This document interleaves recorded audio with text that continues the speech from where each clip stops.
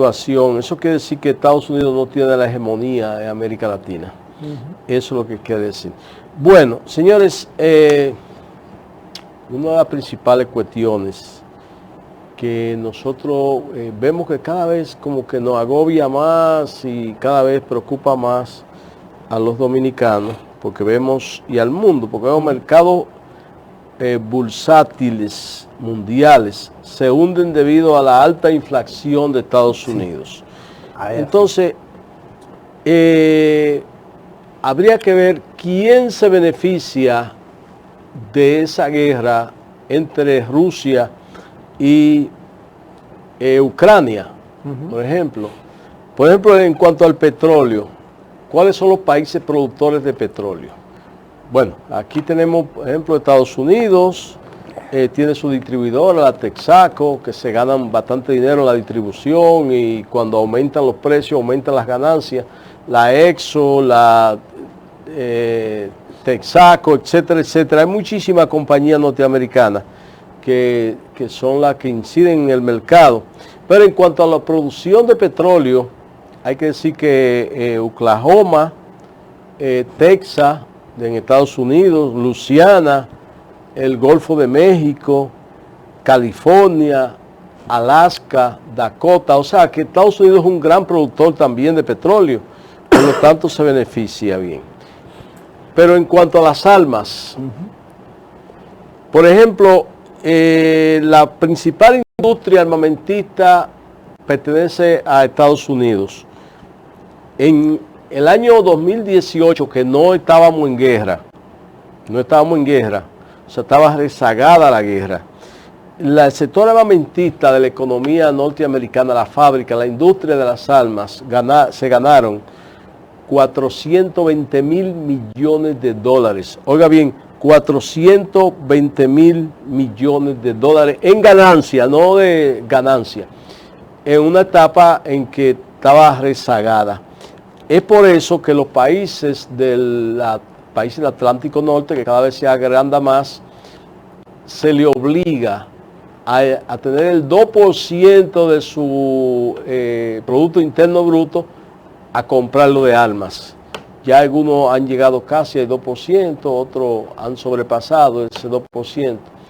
El caso de Ucrania ya se disparó, yo diría que más del 10% del Producto Interno Bruto, porque ahora recientemente le dio una ayuda, entiéndase, fiarle armas, 40 mil millones de dólares americanos, 40 mil millones de dólares. Eso quiere decir que ese país hasta el próximo siglo no va a salir de la deuda con Estados Unidos como consecuencia de esto, de esta situación. Pero la ciberseguridad, eso es un asunto que lo maneja Estados Unidos en estos países. Pero vamos a ver los fertilizantes. Eso para ver cuáles son la gente, quién se beneficia de este tipo de guerra. Los fertilizantes, por ejemplo, los principales son Canadá, que es socia de Estados Unidos, de ahí que vienen los fertilizantes nuestros. Rusia, que está bloqueada, no puede comprar, y China, son los principales. ¿Para qué se necesitan esos fertilizantes? Bueno, para el arroz, para el tabaco, para la caña de azúcar, para el café, para los vegetales, para los ajíes, para todo. Entonces, de toda esta guerra, que el nivel de inflación en Estados Unidos es como consecuencia de esta misma guerra, o sea, por lo que no hay los combustibles, hay un uso excesivo de combustible que usan la guerra para el transporte de tanques, de aviones, de maquinaria de guerra, etcétera, etcétera. Entonces sube el petróleo. Entonces esa compañía, fundamentalmente norteamericana, porque aquí no recibimos petróleo ruso ni gas ruso, que son los productores de combustible y de fertilizantes y de energía fósil, que es la que usamos nosotros. De ahí que ese pueblo esté pagando, tanto Estados Unidos como América Latina sea el responsable, esté cargando el peso pesado de esa guerra.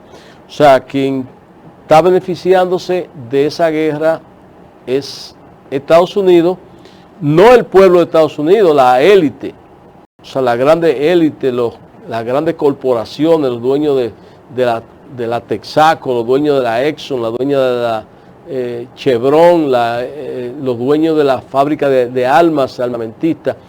El pueblo con más impuestos, esos 40.000 millones salen de los impuestos de la gente, de los contribuyentes.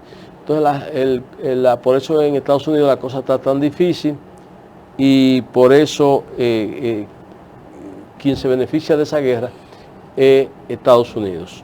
O sea que eso, para dejar claro quién se beneficia de esa guerra, que es una guerra que... Y cualquiera diría, don Rubén, que es Putin.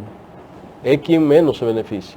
Exactamente. El único beneficio que Putin ha podido tener es un problema geopolítico, que Ucrania está dentro de Rusia, no tiene salida al mar Negro, y tuvo que obligado a explosionar, porque si no lo hunden, se hunde. O sea que esa es para poner alguna nota clara. Sí, todo eso, además de eso, don Rubén,